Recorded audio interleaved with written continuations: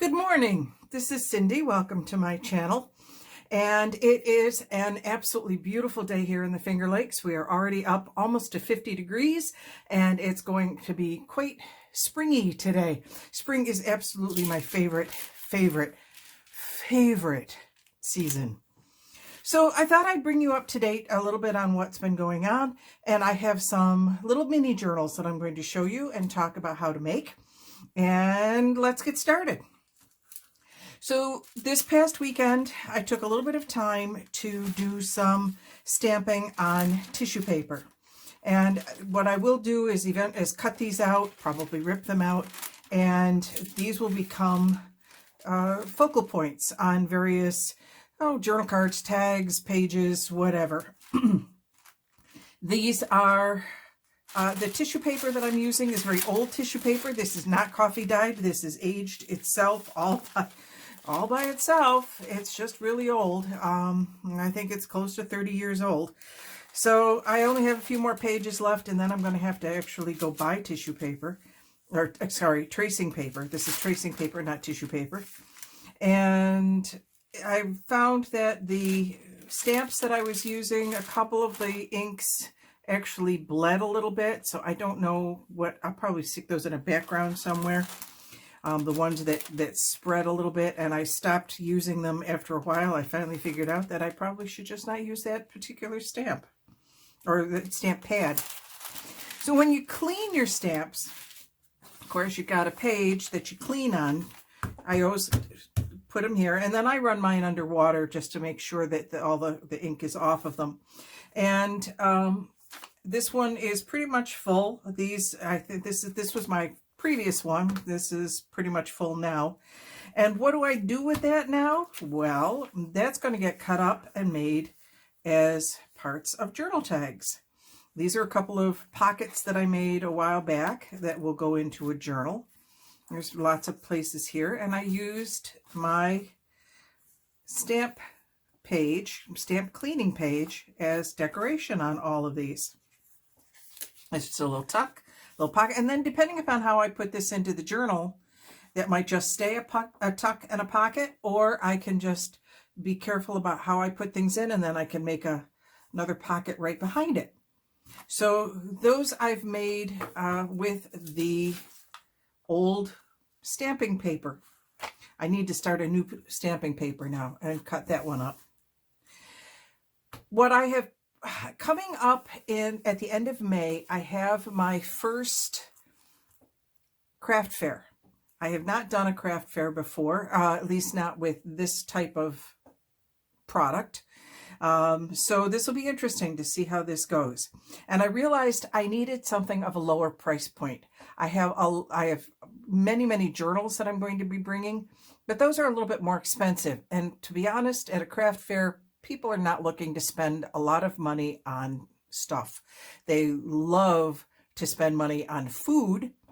In fact, when I go to a craft fair, one of the first things I do is check out the food booths. But so I needed something smaller, and I came up with these.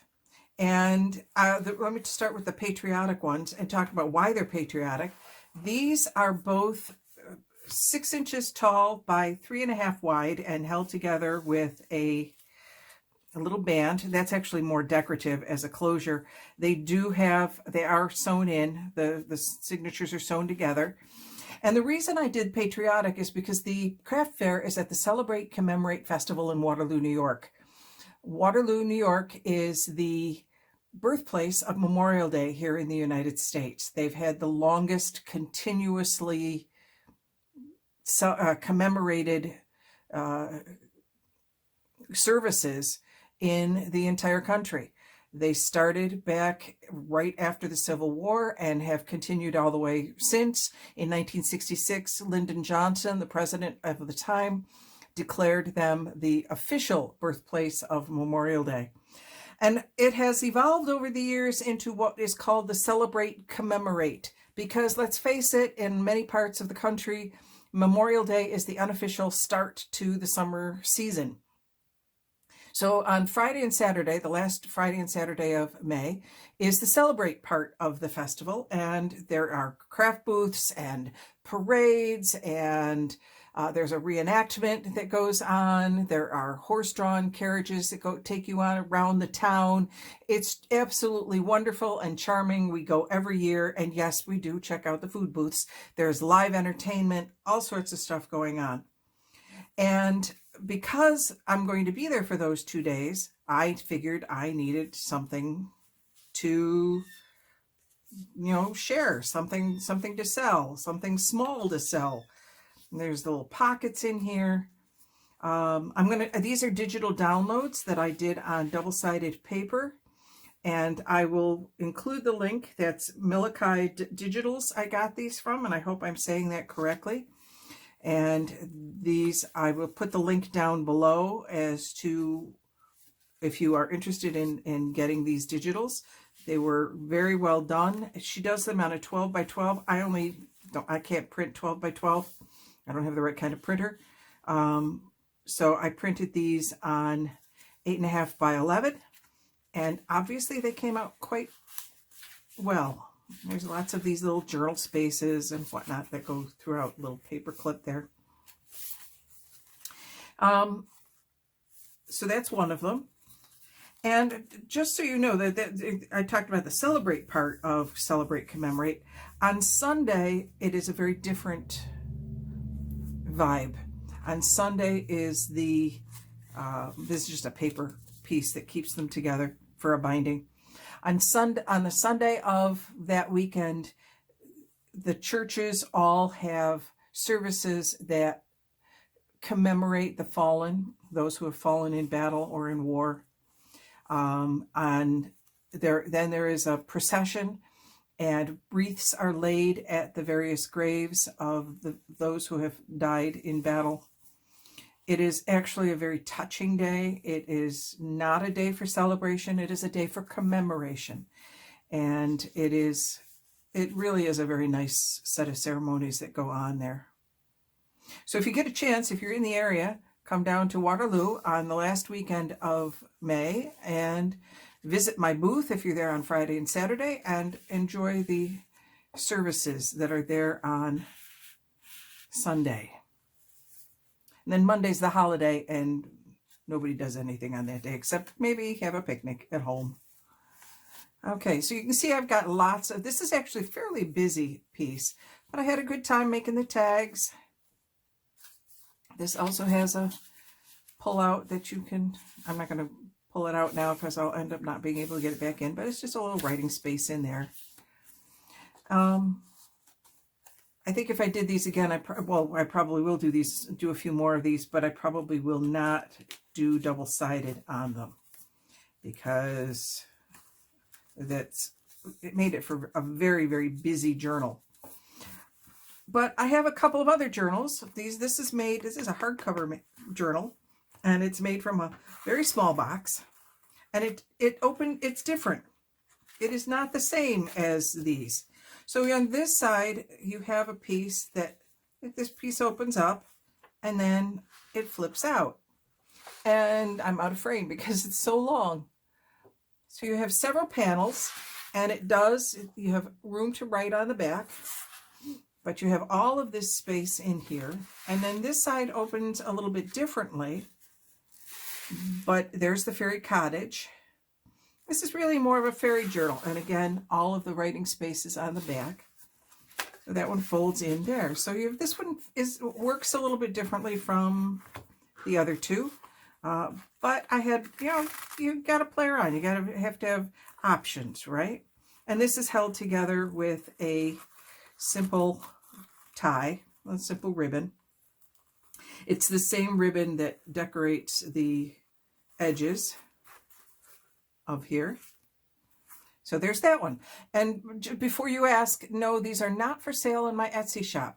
These will be for sale I'm specifically making these for the craft fair.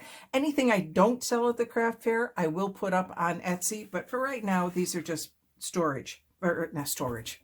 These are stock, if you will. So this one I haven't finished yet. I have a cluster with a button on it that I think I'm going to put here. But I don't have the elastic yet. I have to go out and buy elastic. And this one is done, again, a little bit differently. It's a hardcover top. And when you open it up, there's this one is completely made out of scraps. This was leftovers from my kitchen journal. So there's a little tag there that comes out. Oops, I'm passing by here. There's another little tag. There's a piece here that can just slide in there. There's a little clip. We have more tags here. And this, seriously, was everything that was left over from my kitchen journal. There's a couple of tags here, and they're kind of stuck in there. There we go, just little pieces, little places to write. So these are pocket-sized journals. They are not meant to be huge. This one is held together with staples. And just going through here, some more places to write. You have a belly band here with some really cool mason jar papers. There's several of those in there. And there we go. There's a little tuck space. And then the last page here. And this is glued. I glued the back page right to the cover itself. There's a little tuck there. So this one does not have any special binding except for the staples. It is glued right together. I have to decorate the cover yet because, and I'm thinking I might want to get a ribbon to go around the outside, but I don't have the right colors. So I'm still looking for that. And I don't know if I like this particular cluster. I may end up making a different cluster, but I don't have the elastic in any case. So I've got to get elastic for that. So this is what I've been working on. I have already started to put together another piece, another signature to make for a little mini journal. I don't know if I'm going to put any special cover on that or if that crow might be my cover. I kind of like that crow. That's really cool. So I'm in the process of making all these mini journals. I will put the link to the Malachi Digitals down below. I'm also going to be selling a copy of Hardship and Hardtack, which is a book that I wrote, a historical fiction that I wrote about the 126th New York Volunteers. It follows Richard Bassett of Company B and through the first year of their service in the Civil War. And that will also be for sale. I would show you a copy of it, but I don't currently have any. I've just ordered a bunch more. And the reason I don't have any more is because I sold out, which is wonderful, but I don't have them to show you. So when I get one, when the order comes in 2 weeks, I will show you Hardship and Hardtack and talk about that particular book a little bit more. So I hope you enjoyed your time with me today and will join me for another video. Make sure you subscribe and click on the bell to get a notification for every time I put out a new video. As always, feel free to leave a comment down below. I'm planning to sell these for $15, I'm thinking, maybe $12. I haven't really decided on a price yet. So if you have any ideas on what you think would be a good price for these in order to move them out of my booth, please let me know in the comments below. If there's any questions you have or comments about the style or the topics of these projects, let me know. Make sure you take a look at my Etsy shop because although these are not going to be in it, there are plenty of other journals that are. The link will be in the description box, as is the link to Malachi Digitals and to Hardship and Hardtack. I'll go ahead and put that link down below too. All right. Right now, I'm going to go out and enjoy this beautiful day. Play safe. This is Cindy signing off.